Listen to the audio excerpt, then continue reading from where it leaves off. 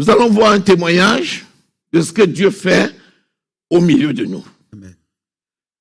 Ce témoignage d'aujourd'hui est un témoignage très particulier. Parce que, ouais, parfois tu viens, je prie pour toi. Ou bien tu as besoin de ton frère et toi, vous intercédez. Dieu répond, parce qu'il répond aux prières. Mais c'est important de savoir que là où les enfants de Dieu sont réunis, là est maintenant. Amen. Et l'Esprit de l'Éternel opère. On dit il y a diverses sortes d'opérations. J'aimerais que tu vois comment le Saint-Esprit opère. Ce témoignage va beaucoup t'édifier. Parce qu'il y en a qui attendent que le pasteur dise une parole pour qu'il soit béni. Que le pasteur impose une main pour qu'il soit béni. Mais tu vas te rendre compte que l'Esprit de l'Éternel qui opère au milieu de nous, il te connaît. Il connaît tes besoins. Et il assouvit tes besoins. Amen. Donc, écoute ce témoignage avec un cœur qui prie. Ouvre ton cœur et Dieu va te bénir.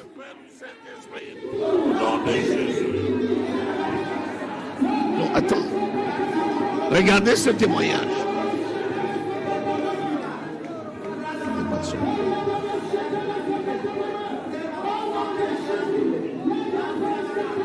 Mettez le son.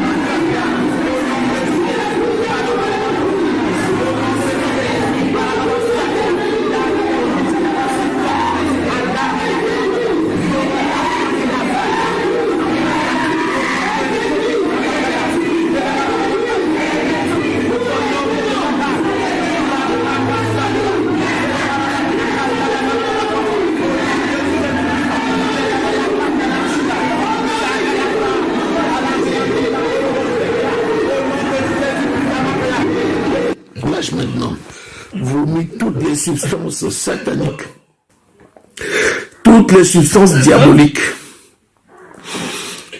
Vomis-les maintenant, sors,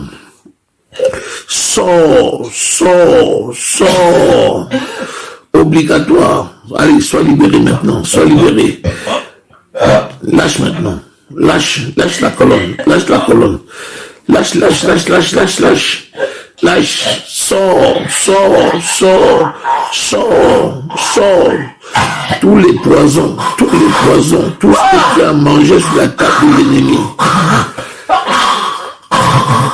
Tout poison consommé dans la table de l'ennemi sort maintenant. Tout poison consommé sur la table de l'ennemi sort. Le feu est allumé dans l'estomac. Le feu brûle dans l'estomac. Le feu brûle dans l'estomac et libère maintenant. Libère. Tout ce lien mystique est libéré maintenant. Sors sous forme de vomissement. Lâche.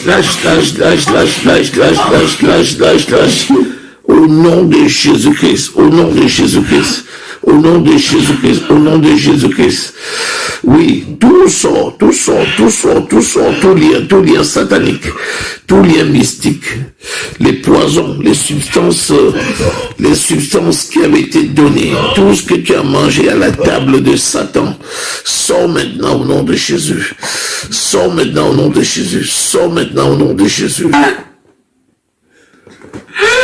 J'allume maintenant un feu qui ne s'éteint plus sur toi.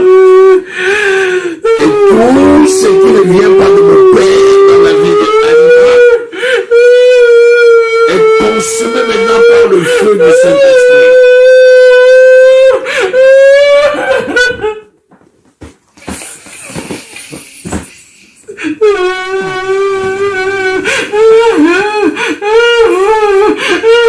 Lâche Alima au nom de Jésus.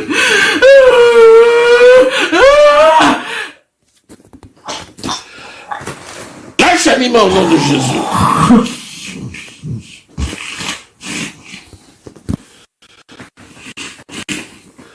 Lâche.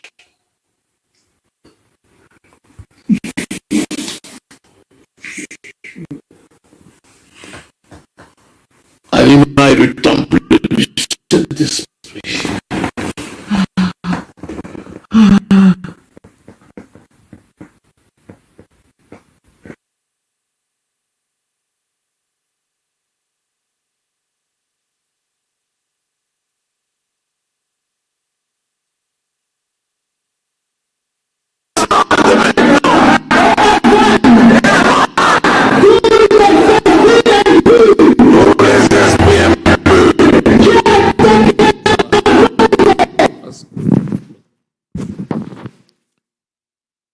Alléluia. Voilà juste un extrait de ce que Dieu est capable de faire. Notre sœur arrive à l'église parce qu'elle vient prier. Personne n'a mis la main sur elle. Personne ne l'a touchée. Et le Seigneur a fait le travail lui-même. Est-ce que vous êtes là? Qui t'a dit que le Seigneur ne t'aime pas? Qui t'a dit que le Seigneur ne te connaît pas? Quelle situation peut rester sans solution alors que tu appartiens à l'Éternel? J'ai dit aucune. Maintenant, notre sœur va nous éclairer et elle va rendre son témoignage sur la condition qu'elle vivait avant que le Seigneur opère et sur ce que aujourd'hui elle vit. Ma sœur, voilà la parole.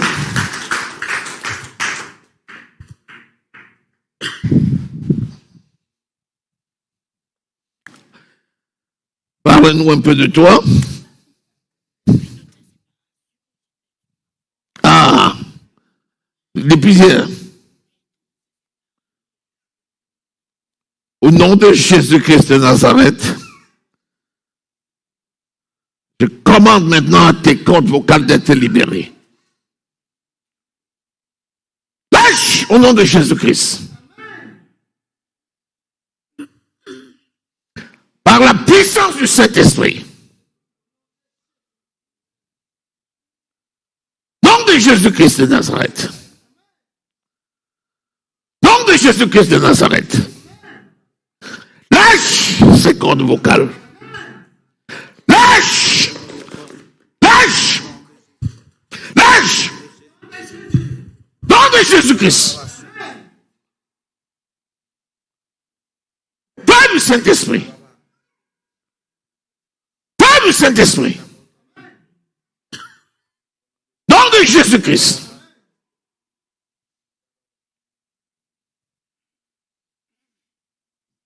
Par l'autorité de Jésus-Christ.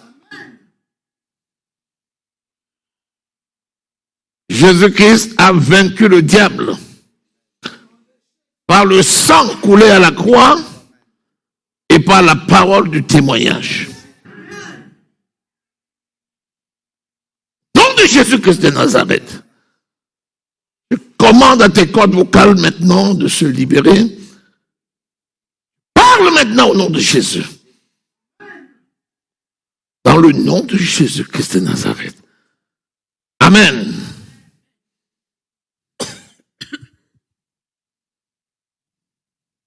Amen. Amen.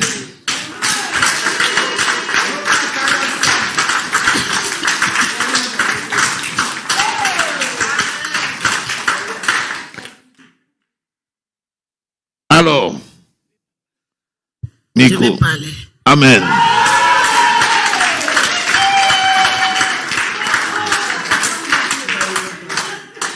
Dis-nous brièvement comment s'est fait ton enfance et quels sont les quelques problèmes personnels et familiaux liés à ton enfance. Présente-toi déjà. Vous me connaissez déjà. Je m'appelle Alima. Pourtant, hier, à 14 ans, je parlais bien. Oui, tu parles au nom de Jésus. Continue. J'ai bu le miel et le citron hier, toute la nuit. Il fallait que je parle ce matin. Parle au nom de Jésus. Amen. Je veux glorifier le Seigneur pour les merveilles qu'il a opérées dans ma vie. Amen. Je ne sais même pas par où commencer. En fait, je suis née à 4h30 de l'après-midi. Et à l'époque, il n'y avait pas encore de téléphone. Et lorsque ma mère m'a accouché en Balmayo,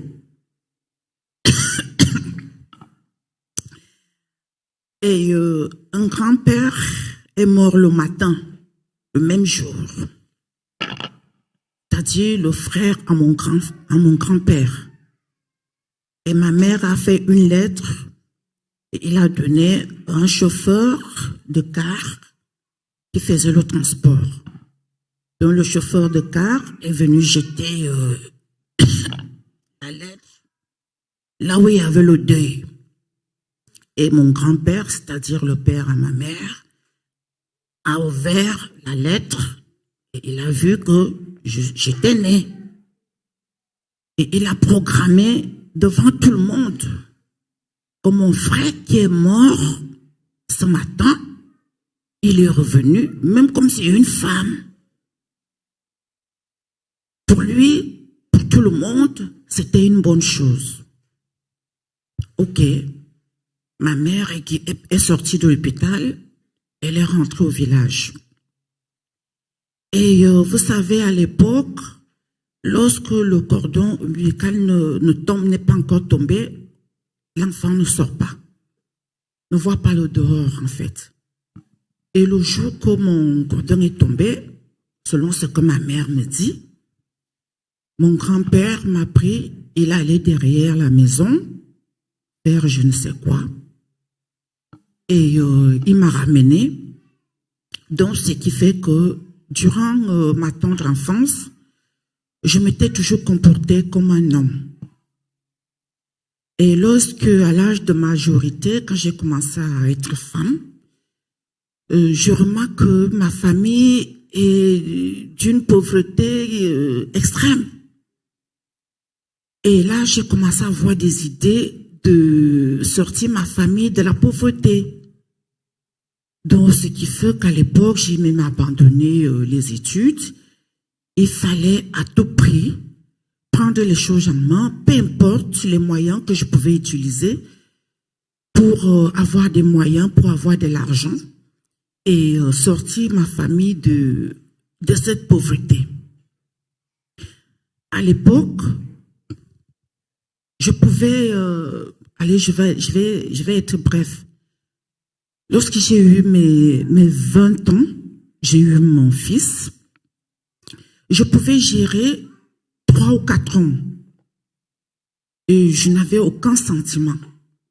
Je me comportais vraiment comme un homme. Et aucun sentiment avec les hommes. Je les manipulais comme je voulais. Pour moi, c'était normal. Et je me glorifiais que j'avais longtemps. Comme chez nous, on dit longtemps. C'est-à-dire, tu es chanceuse, quoi. Oui. Donc, je les manipulais. Tu étais qui pour ne pas me donner de l'argent? À 20 ans, j'ai construit une maison. À 20 ans, 21 ans. Pour moi, c'était normal. Pour moi, j'étais une fille chanceuse. Et ma famille était contente. Et le temps passait. J'ai continué dans cette vie. Et après, j'ai décidé de venir en Europe. Pour préciser. Oui. À la naissance, on déclare que tu es le grand-père qui est parti. Oui. Et on te donne son nom. Oui, voilà. On me donne son nom. Donc, je porte le nom d'un homme. Et donc, pour préciser, après ça, lors de ton développement, Oui, tu as plutôt une attitude masculine. oui, c'est ça. C'est-à-dire quelqu'un qui ne se préoccupe pas d'elle en tant que femme, Non.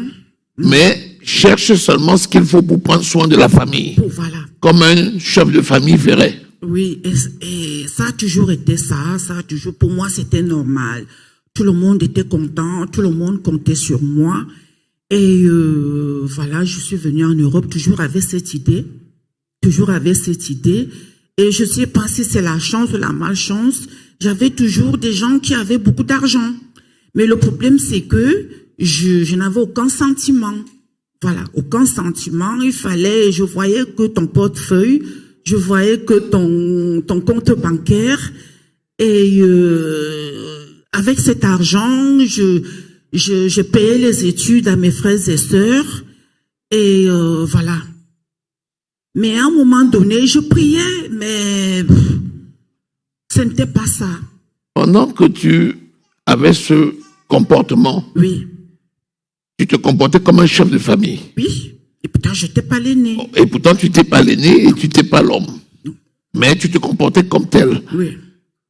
Il y avait des réunions de famille en ce temps-là. Comment ça se passait? Voilà, il y avait des réunions de famille.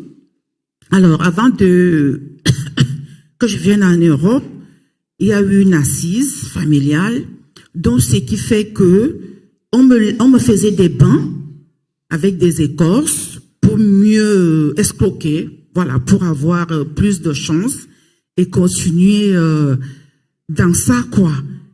Parfois, on m'amenait... ce qui était bizarre, c'est que on ne faisait qu'à moi. Pourtant, je n'étais pas le seul enfant, il y avait d'autres enfants. Il y avait d'autres enfants dans la famille, mais c'est à moi qu'on amenait à la rivière. On me faisait des bancs et il fallait que je multiplie, voilà, les chances. Voilà. Le désir de se marier n'était pas ton problème. Non, à l'époque, non. Est-ce qu'il y avait des femmes mariées dans la famille? Non, personne. Est-ce qu'il y avait des gens mariés dans la famille? Non. Donc, de toute la lignée, depuis ta maman, Oui, jusqu'à tes tantes, oui, jusqu'à... jusqu'aux enfants, les cousins, les cousines, Oui, comme toute une famille, toute une famille. il n'y avait aucun qui était marié. Non. Et moi, on dirait que c'est moi qui étais délégué pour soutenir tout le monde. Donc, le temps passé, j'arrive en Europe, je continue dans cette lancée. Et à un moment donné, j'ai commencé à me poser des questions. Il fallait, voilà l'Esprit de Dieu qui commence à me parler. Là, je pose des questions à ma mère. Je demande à ma mère, pourquoi vous n'êtes pas allé en mariage?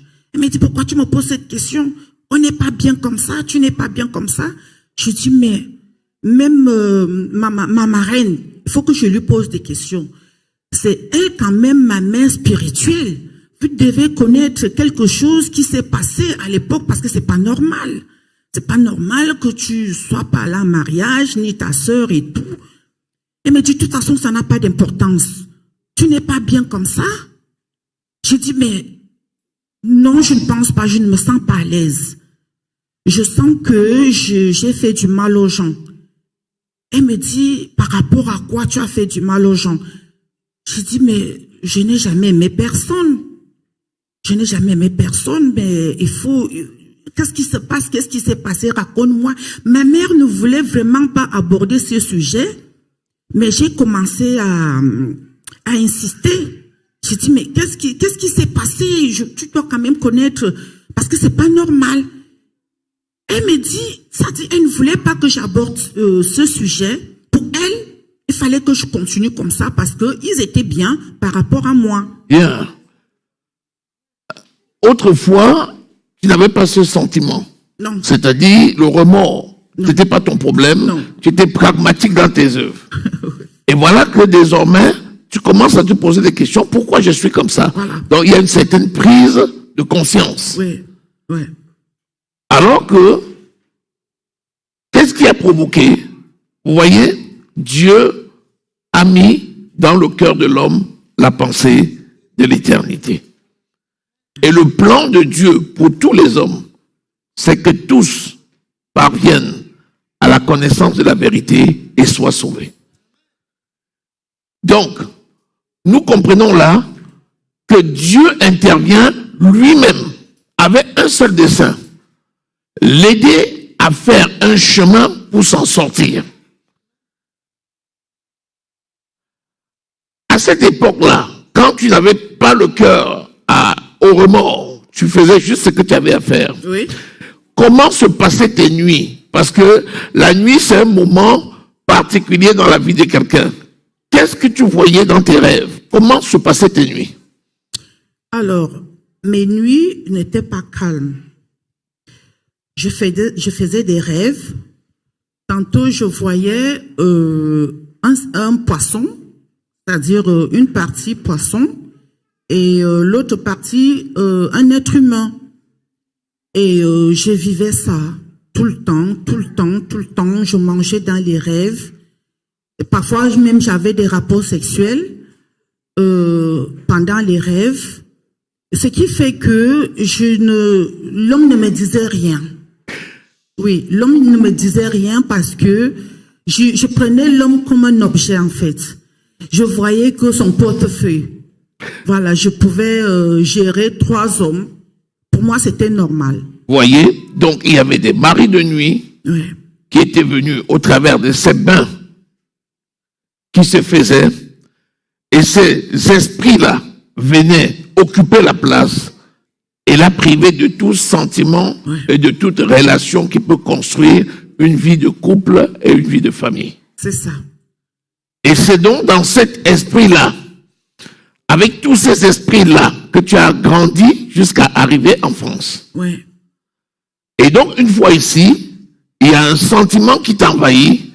Pourquoi ma vie est comme ça? Ouais. Je ne peux rien construire et toute ma famille est comme ça. Et là, tu t'adresses à ta maman, puis à ta tante, pour essayer d'en savoir plus. Finalement, quelle réponse elle donne après la réticence? Alors, ma mère, elle voulait, à l'époque, au départ, elle ne voulait rien me dire. Elle ne voulait rien me dire. Et j'insistais, je lui disais, c'est pas normal. C'est pas normal. Pourquoi c'est moi qui dois s'occuper de la famille? Et j'ai pas un homme dans ma vie. C'est vrai que je rencontre les gens, mais personne ne décide pour moi. Donc ça a été en fait une guerre avec ma mère. Elle sentait que j'étais en train de vouloir les lâcher, en fait. J'étais en train de vouloir les lâcher. Pour elle, il fallait que je continue dans ça. Voilà, que je continue à m'occuper de tout le monde. Pourtant, je n'étais pas l'aînée. J'étais pas l'aînée. Au départ, moi, je trouvais normal. Mais à un moment donné, je prenais de l'âge. J'ai commencé à me poser des questions.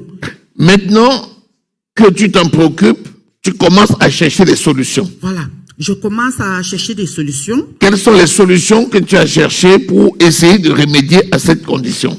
Alors, comme elle ne me disait pas grand-chose, je me suis mise à chercher sur Internet à rencontrer les hommes de Dieu. Et papa, aide-moi.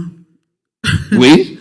Donc, rencontrer les hommes de Dieu, tu cherchais des personnes qui pouvaient t'aider dans la prière? Oui, oui. Et quelles sont les différentes personnes que tu as rencontrées? Tu es allé dans des églises? Oui, je suis allée dans les églises et parfois les hommes de Dieu n'étaient pas accessibles. Voilà. On me donnait des processus à suivre, je finissais, mais il n'y avait personne de disponible pour accomplir...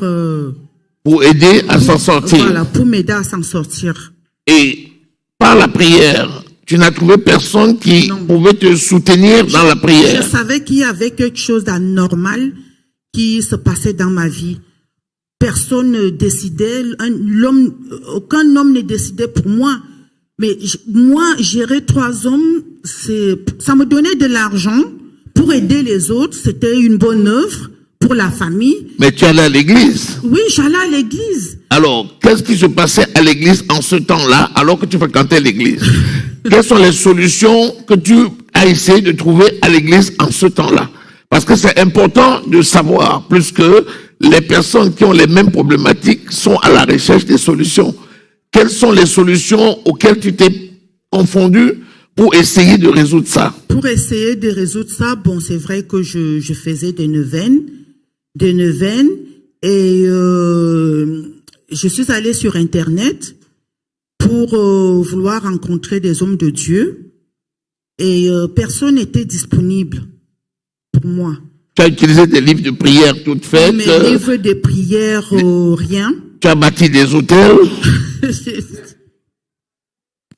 Aïe, aïe, aïe. C'est le moment de le dire pour aider, parce que qu'est-ce qu'on fait quand on est devant une situation comme celle-là? On essaye de trouver les solutions.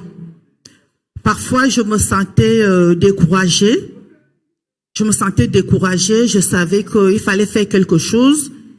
Et je suis allée une fois à Paris vouloir rencontrer un homme de Dieu. Il n'était pas disponible. Je suis rentrée et j'ai fouillé sur Auxerre. Je suis tombée sur une dame.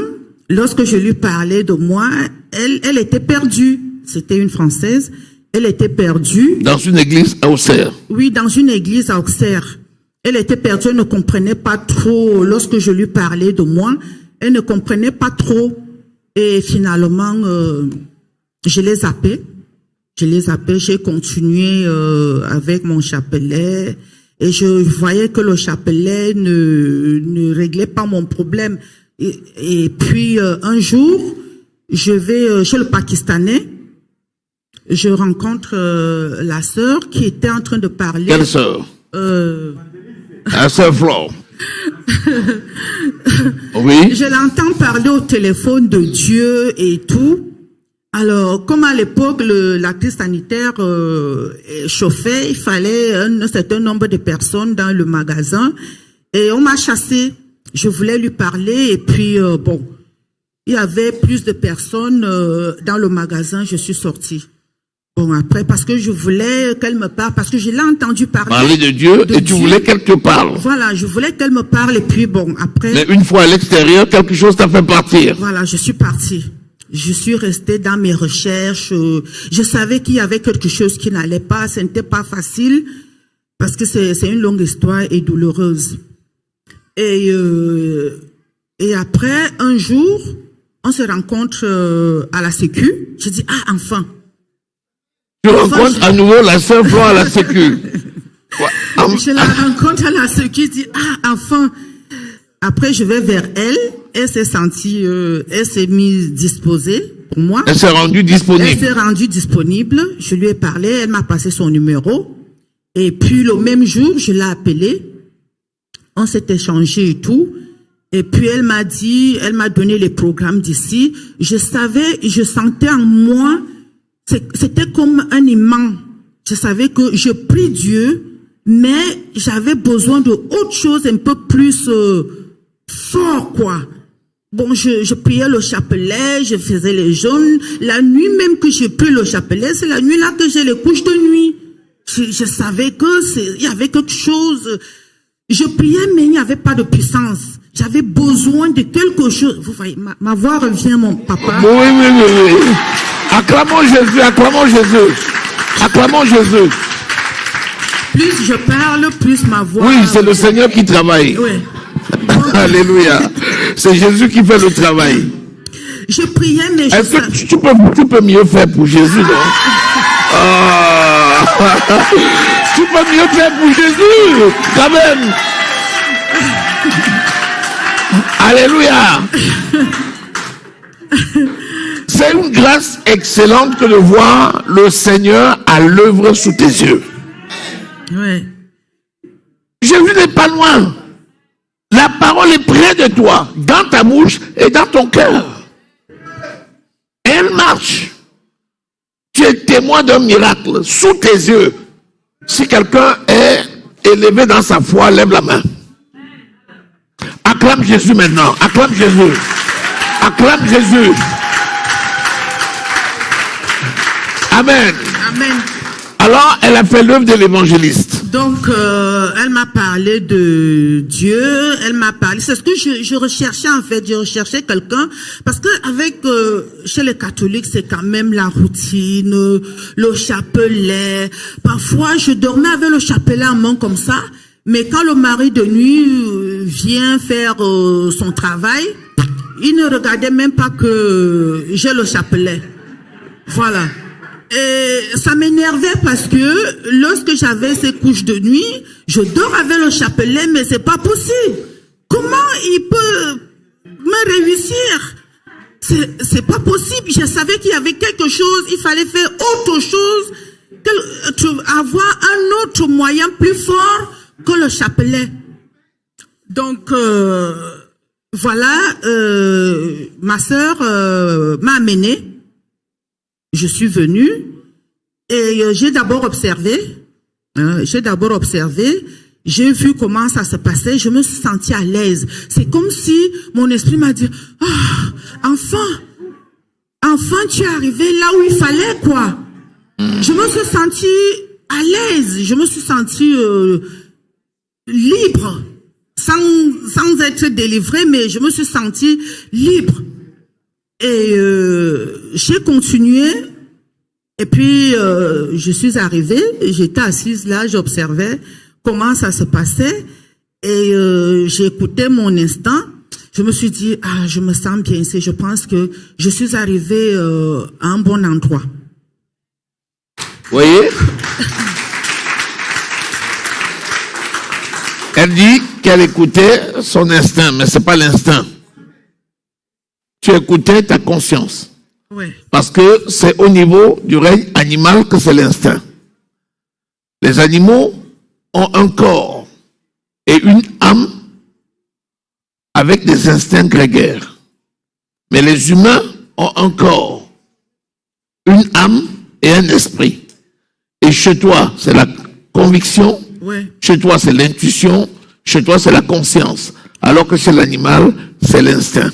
Donc c'est Dieu papa. Qui te parlait dans ta conscience. Oui, il m'a vraiment rassuré lorsque j'ai d'abord fait le premier culte. J'ai été rassurée. Je me suis dit, je pense que Dieu est là-bas. Je pense que depuis que je cherche, je prie, mais je pense qu'il y aura quelque chose de merveilleux là-bas. Donc j'ai commencé à venir et j'ai rencontré, j'ai causé avec papa. Non, avant ça. Avant ça. Tu as commencé à venir. Oui. Tu avais la conviction que c'est là que tu dois être. Oui, ça c'est vrai. Et pourtant, la délivrance n'avait pas encore eu lieu. Non, non. Donc, qu'est-ce que ça nous dit? Ça veut dire que le Saint-Esprit travaille comme il veut. Et ses séquences lui appartiennent. Il connaît exactement à quel moment il va opérer une délivrance. Mais le plus important, c'est que la paix de Dieu avait déjà envahi son cœur. Ouais. Donc ce n'est pas parce que la première fois que tu arrives, tu n'as pas, selon toi, la solution à ce que tu recherches. Ça ne veut pas dire que Dieu ne t'aime pas. Ça ne veut pas dire que tu n'as pas été localisé. Ça ne veut pas dire que tu n'as pas été pris en compte. Le Seigneur a commencé avec toi un processus et il le rendra parfait. Ouais. Acclamons Jésus. Alors, tu as commencé avec la prière de groupe. Voilà, j'ai commencé avec et à écouter les messages. Oui, à écouter les messages et les témoignages. Ça m'a beaucoup édifié. Et puis, j'ai décidé de... Je ne me rappelle plus ce qui s'est passé. À la gare, qu'est-ce qui s'est passé? Non, à la gare, j'avais déjà commencé à... Vous savez, quand tu cherches, tu n'as pas de connexion de réseau dans ton portable. Donc, tu commences à chercher là où il y a le réseau. En fait, je me sentais comme ça. C'est comme si j'étais en train de, à la recherche d'une connexion. Oui. Hein? Donc, j'étais à la gare, je voulais aller à Paris. J'avais ce pressentiment-là que j'étais en contact j'avais besoin du réseau, si je peux appeler ça comme ça. Et je devais aller à Paris.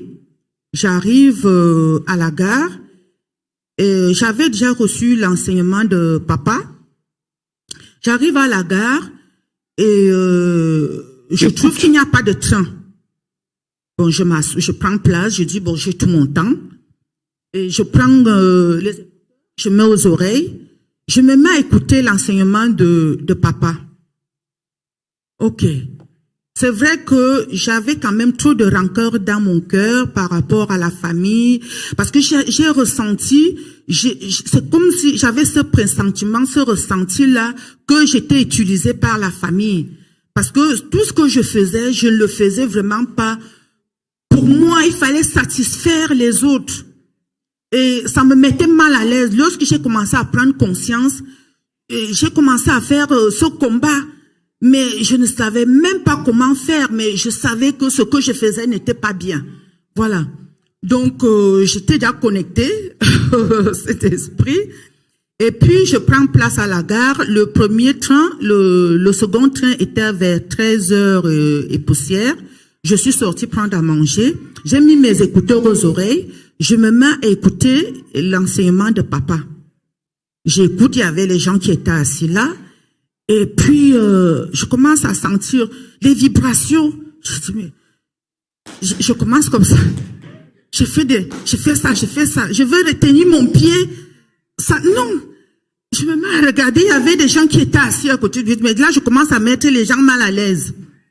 Alors, je sors, je veux retenir mon pied, ça n'allait pas, c'est pas possible. Je dis, mais qu'est-ce qui m'arrive? C'est comme si le courant m'avait pris. C'est comme si je ne comprenais pas.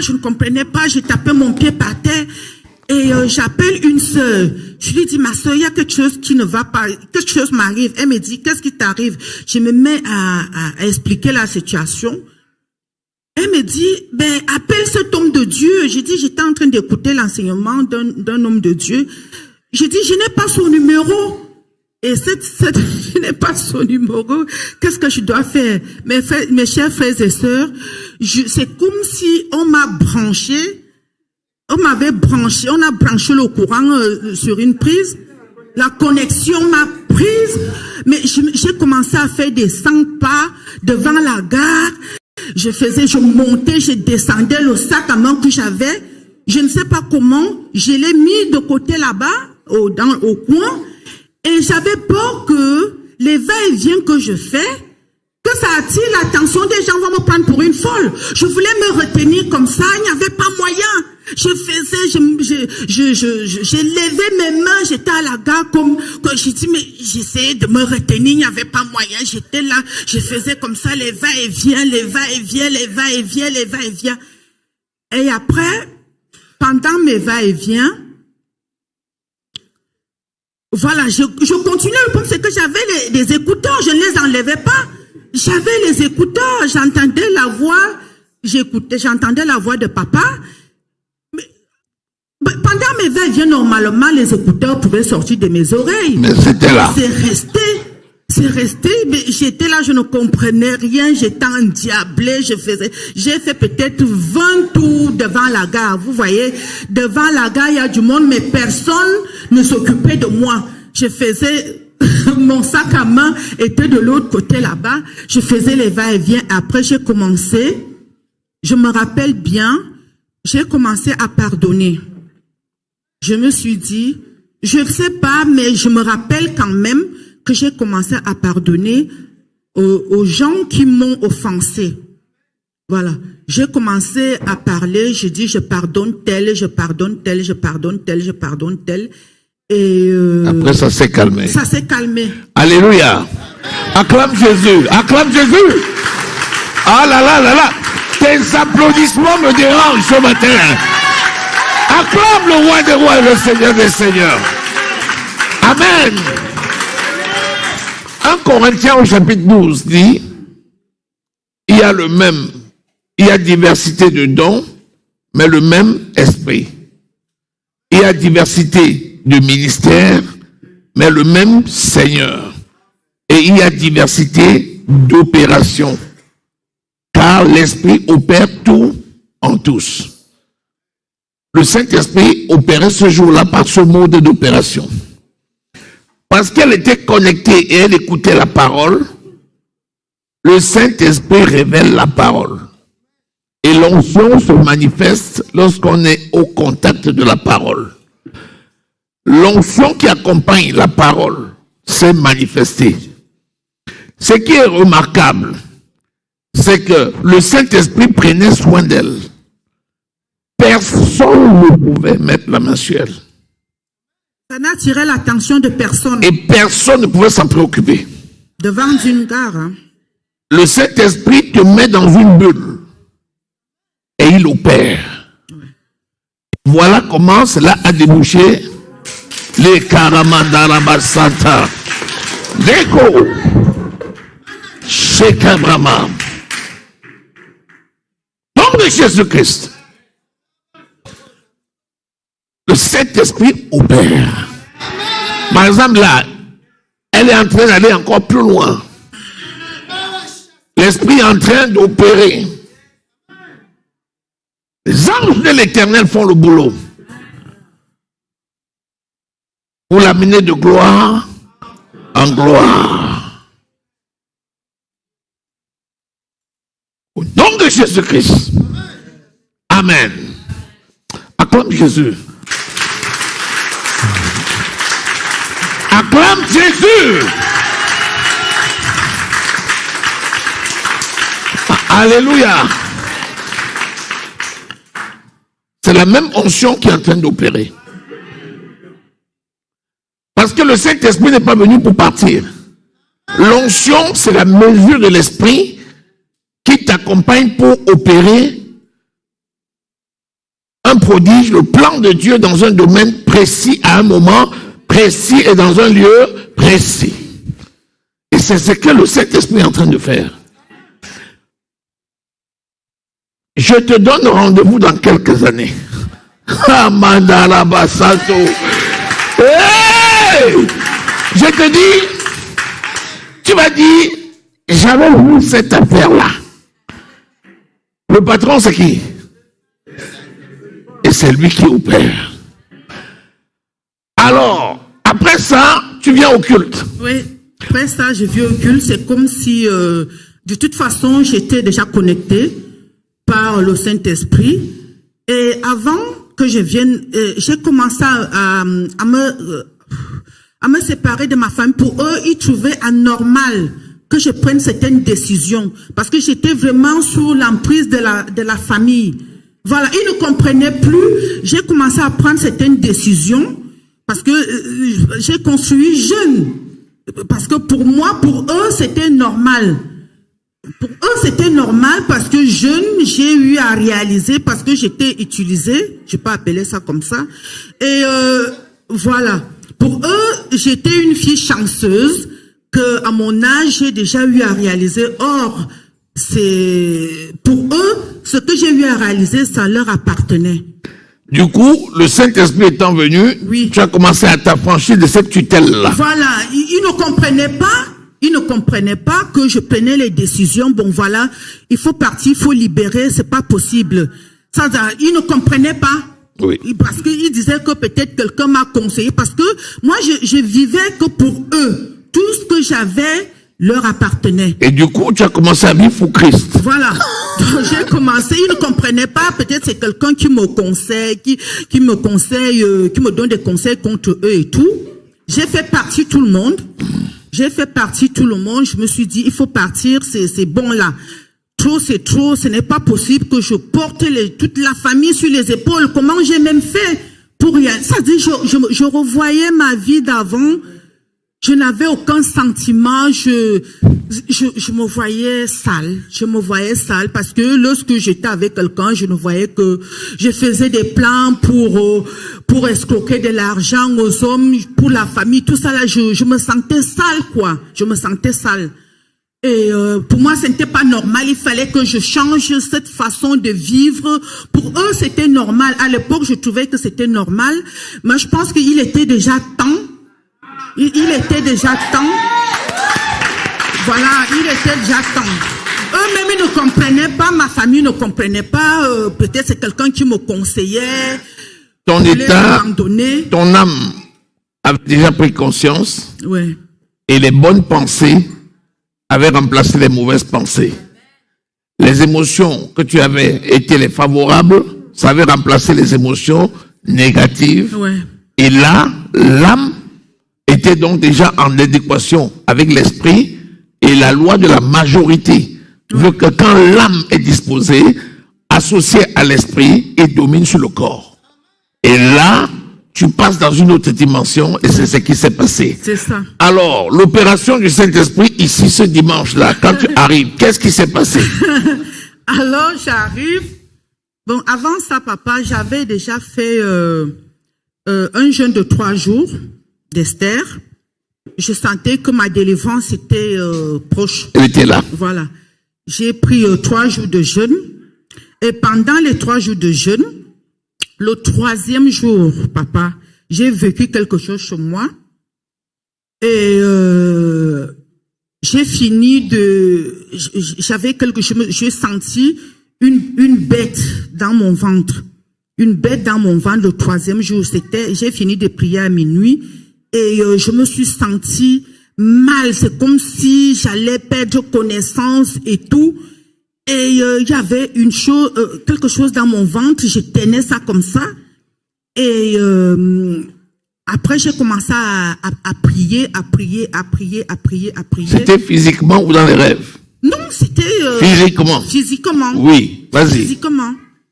Et finalement, la bête, quelque chose qui était dans mon ventre là, m'a lâché au niveau du ventre. Ça m'a coincé au niveau du dos. Donc, je n'arrivais plus à le tenir. Oui. Cette chair-là, c'était comme une chair. Oui.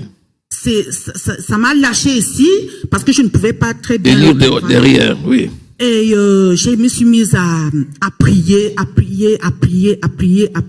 J'ai dit, Seigneur, sauve-moi, Seigneur, sauve-moi. D'abord, je n'avais aucune prière. Je disais, Seigneur, sauve-moi, Seigneur, sauve-moi, Seigneur, sauve-moi, Seigneur, sauve-moi. Je ne formulais plus des phrases.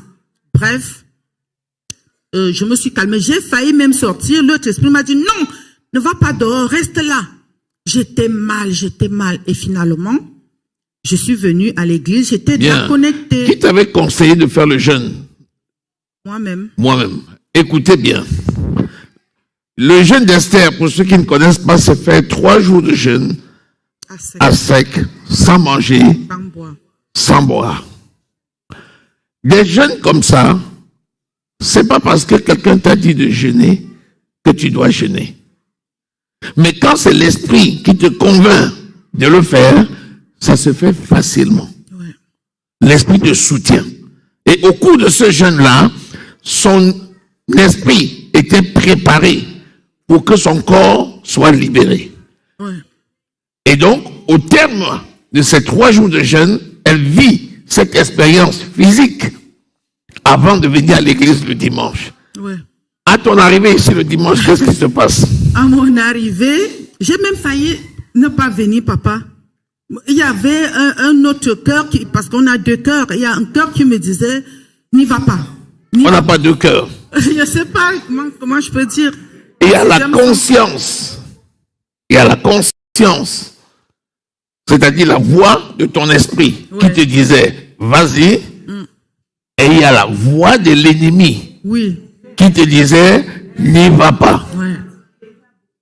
Oui. Voilà, donc il y avait un combat permanent entre les 2 voix.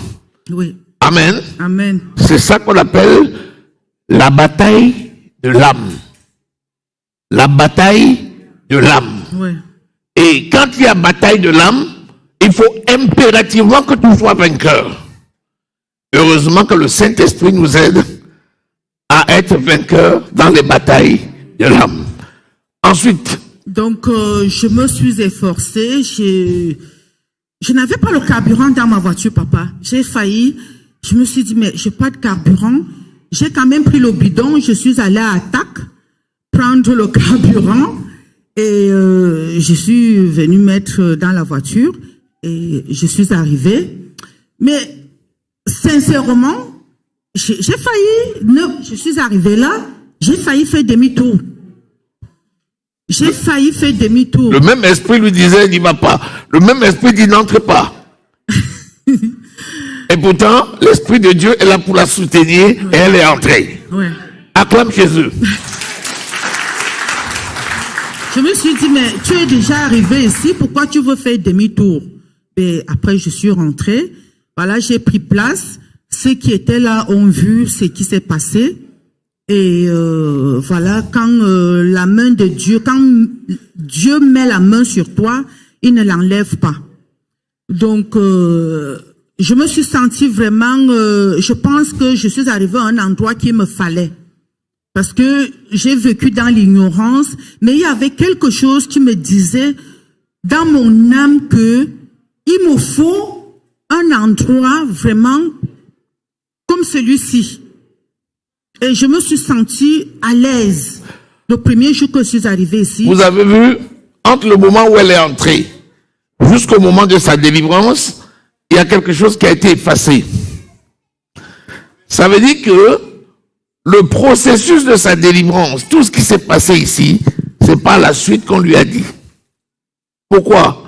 Parce que le Saint-Esprit l'a gardé au chaud dans une bulle et a opéré lui-même la délivrance. Oui. Vous voyez comment le Seigneur est bon? Et maintenant, j'arrive, ceux qui étaient là, ils ont vécu et j'ai été délivrée. Mais le problème, c'est que lorsque j'ai commencé à manifester, je voulais vomir, j'avais l'image de... Papa, comment ça s'appelle? le dragon, Louis, non. Le Non. caméléon. le caméléon, Oui. Lorsque j'étais couché par terre là, j'ai vu ce gros, le caméléon. le caméléon. Voilà. En fait, il était plus gros que le caméléon, le, Oui, le dinosaure. Le dinosaure. Oui, c'était le dinosaure. Voilà. C'était le dinosaure que j'ai vu ce jour-là. Et qu'est-ce que je peux vous dire? Voilà. C'est de croire en Dieu. C'est tout ce que tu as vu, le dinosaure. Eh bien, par la suite, elle va se rendre compte que, quand on va lui montrer les vidéos, elle va se rendre compte que ça correspond aux choses qu'elle voyait. Que je voyais. Donc, le Saint-Esprit était en train de faire le travail de la dépouiller de ses œuvres mauvaises. Dans les jours qui ont suivi, qu'est-ce qui s'est passé à la maison? Qu'est-ce que tu as vu? Alors, dans les jours, papa, aide-moi. Qui ont suivi la délivrance? La délivrance. Comment se sont passées les nuits, juste au lendemain de la délivrance? Alors, le lendemain de la délivrance, je me suis sentie libre. C'est-à-dire, libre en moi. C'est-à-dire, je me suis sentie comme un bout de papier, une feuille. Légère, voilà, je me suis sentie légère et je ne pouvais pas. Alors, ce qui est extraordinaire, c'est que je fais déjà des mois et des mois sans appeler ma famille. Et pourtant, je ne pouvais pas faire 2 jours sans les appeler. Et c'est là que j'ai réalisé que j'étais sous l'emprise de la famille. Donc, ce qui fait que il y a certaines personnes qui me trouvaient rayonnante. Je me dis, mais Olivia, qu'est-ce qui se passe? Qu'est-ce qui s'est passé? Je leur disais que j'ai rencontré Dieu. J'ai rencontré Dieu. Tu as rajeuni. Je suis allée à ma réunion. Les gens ne s'en revenaient pas. On me regardait, mais Olivia, qu'est-ce qui se passe? Je leur dis que voilà, j'ai rencontré Dieu. Voilà. Comment se passent tes nuits maintenant? Mes nuits, je dors comme un bébé. Et je dors comme un bébé. Et je dors comme un bébé. Le problème, c'est que je me sentais esclave de certaines choses. Voilà, je me sentais esclave. Maintenant, là, c'est comme si je m'en fous des choses du monde. Je m'en fous des choses du monde que je m'étais confié à papa.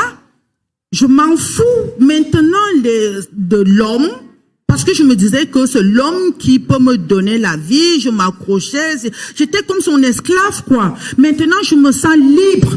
Amen. Libre, franchement. Libre. les gens qui me voient, ils disent que tu as rajeuni, tu machin.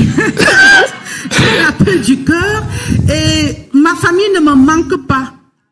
Ils se disent que quelqu'un m'a donné des conseils contre eux. Je fais des mois et des mois sans entendre la voix de ma mère. Le fait que j'ai fait partie, tout le monde qui était chez moi, je me suis dit, si c'est Dieu qui m'inspire de faire ça, je fais ça pour la gloire de Dieu. Franchement, je ne veux plus dépendre de qu'en diront-on. Voilà. Aujourd'hui, quel conseil tu peux donner donc à quelqu'un qui a vécu les mêmes situations ou qui t'entend et qui se reconnaît dans ton témoignage? Quel conseil tu peux donner? Alors, le conseil que je peux donner aux enfants de Dieu, c'est de croire et de ne pas lâcher.